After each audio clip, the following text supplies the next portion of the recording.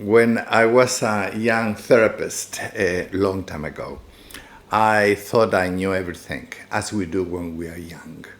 And I remember being in that session with that couple, and there was the woman and the partner, and they were not in a very good terms.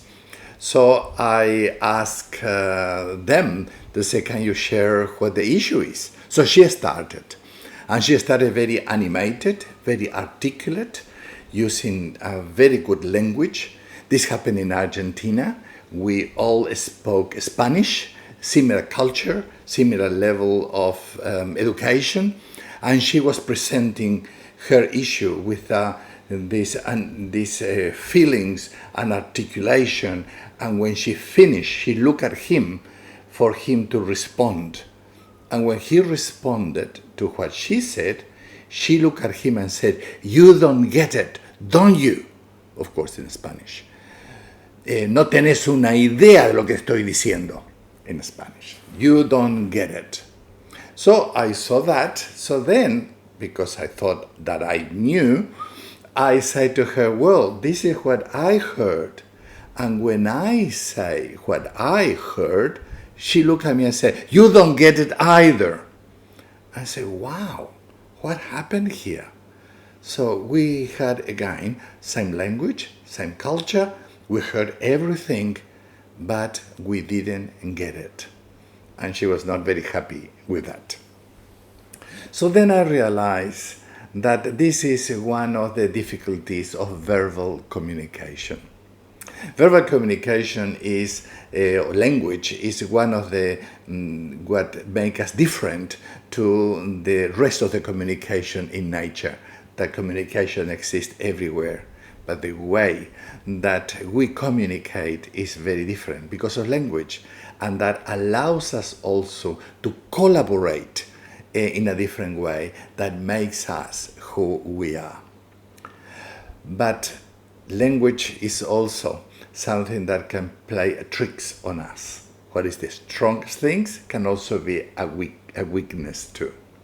And this is because verbal communication is a linear and successive communication.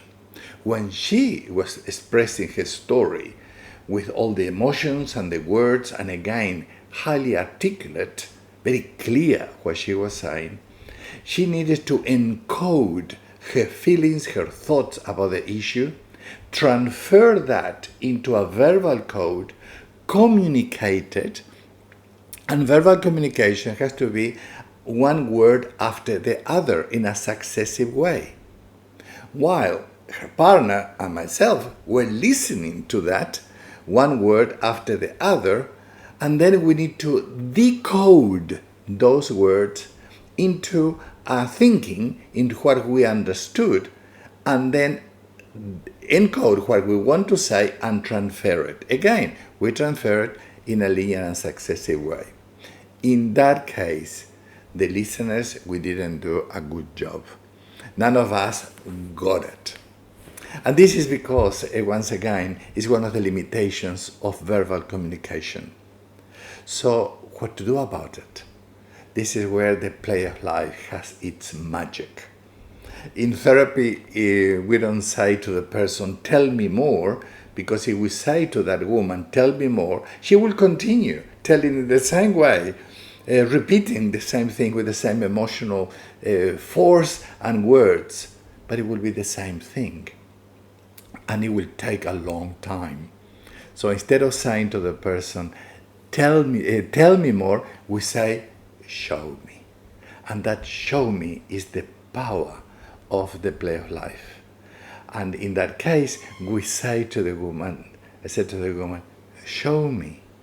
And we show, when she showed the picture, the husband, the partner, looked at him and said, "I didn't know you felt like this."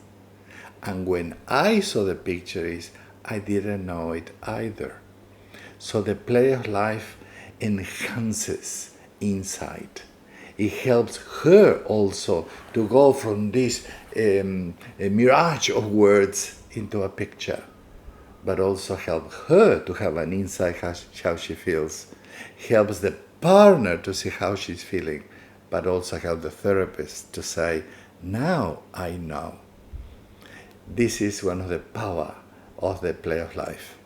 And that element of insight for the client and for the therapist to know what the person is talking is essential in any type of therapy. This is why this element of the play of life, that is just one element, but very important element of the play of life, can be used in any type of therapy. In this case, it's our essence of the play of life, but it can be used in any verbal communication to say to the person, can you show me? And that cuts a lot of a story, make it short, and becomes simultaneous and three-dimensional. And can be used in psychoanalysis, it can be used in CBT, it can be used in Gestalt, in psychodrama, transferring a psychodramatic session into a picture. It can be done in positive psychology. Any type of therapy that a therapist is used will have the benefit of that picture, and on that picture they can expand, because now we can say to the client, I know, I can see it, and also gives the client a new perspective of this big story made very simple in a simultaneous and three-dimensional way. This is one of the power of the play of life. So I invite you to look at the course and to be able to learn this technique that is called Show Me, that looks very simple, but it has these nuances that it needs to be learned. So, welcome to the play of life, to the power of the play of life.